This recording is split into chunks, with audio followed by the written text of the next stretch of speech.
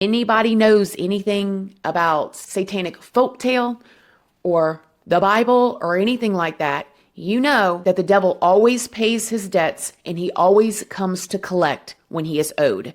And that is why people believe, still to this day, getting closer to 100 years later, that the reason why Robert died at 27 was because the devil came to collect the debt. It may not mean anything if that was the only story like that, but there are other stories where people have said and admitted that they have done rituals and things in order to trade their soul for fame and fortune on this earth. You know that scripture that says, "What good is it for a man to gain the whole entire world?"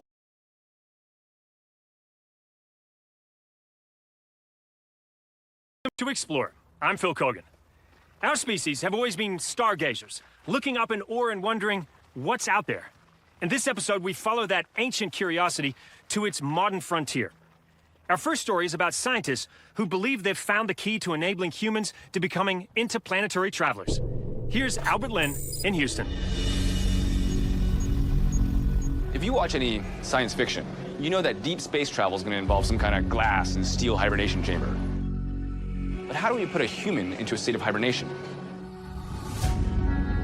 Well, that brings us here, to this forest, and the fat-tailed dwarf lemur, an unlikely linchpin in our quest to become an interplanetary species. The colonization of Mars. It seems inevitable, but the first challenge.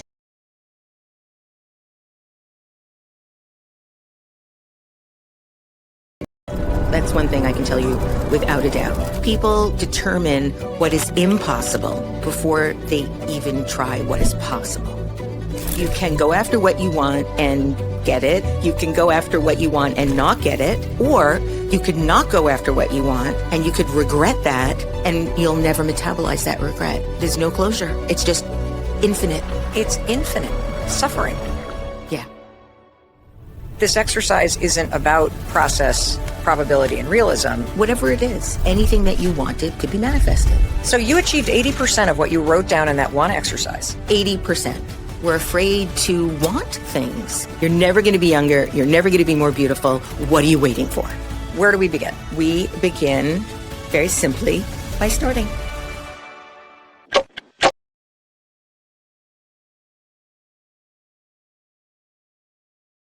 Jerry, is this real? It's green. And Jerry was like, it was green. And now it's very funny because my mom, the very first day we went to shoot the pilot for Leave It to Beaver, it was kind of drizzling. And so my mom knew that we were going outside for 1 or 2 shots. And so she just grabbed something that she had in the closet. My dad was a coach, so he had a lot of like baseballs and all sorts of things. And this green hat happened to be there. Well, when the producers saw it, they thought, that looks great. But you know how wardrobe people are. When you do a series, you have 3 or 4 of everything, like every shirt I had, every pants. Yeah. They could never find a green hat like that for the entire 6 years. And so that guy would watch me like a hawk. It was my hat. Lunchtime would come. I'd be running out to go to lunch and they'd grab the hat off me. As soon as the guy said cut, anytime that I was.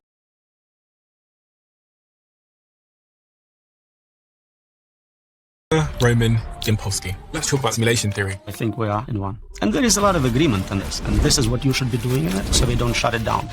First, I see messages all the time in the comment section that some of you didn't realize you didn't subscribe. So if you could do me a favor and double check if you're a subscriber to this channel, that would be tremendously appreciated. It's the free thing that anybody that watches this show frequently can do to help us here, to keep everything going in this show in the trajectory it's on. So please do double check if you've subscribed. And thank you so much, because in a strange way, you're part of our history and you're on this journey with us. And I appreciate you for that. So yeah, thank you.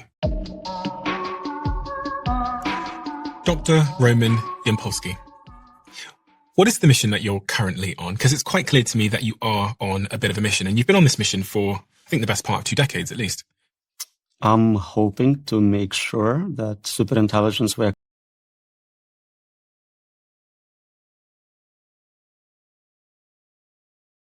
Where had she gone? And what had happened to her in the intervening years?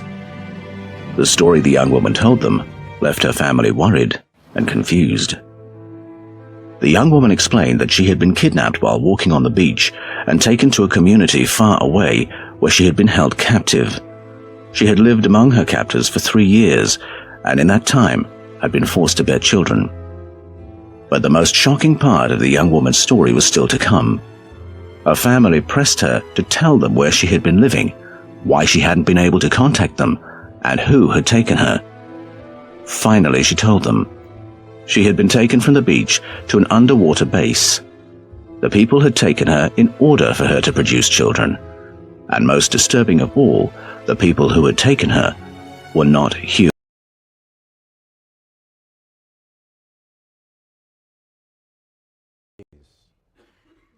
To forget it. Americans weren't forgetting by 1876, at least in a host of ways. They were about to have the magnificent centennial of their independence. Now, that year will bring, as we'll see in a moment, a pivotal election, to say the least. It'll end in a disputed, the second great disputed election in American history, and a sordid political compromise that most of us in textbooks and in teaching still call the end of Reconstruction. But I'm going to leave that question of when Reconstruction ended to all the great forthcoming books of my various graduate students who are going to solve that issue. And I'm going to probably suggest before we finish that it's never quite ended. But listen to just a couple of the public comments.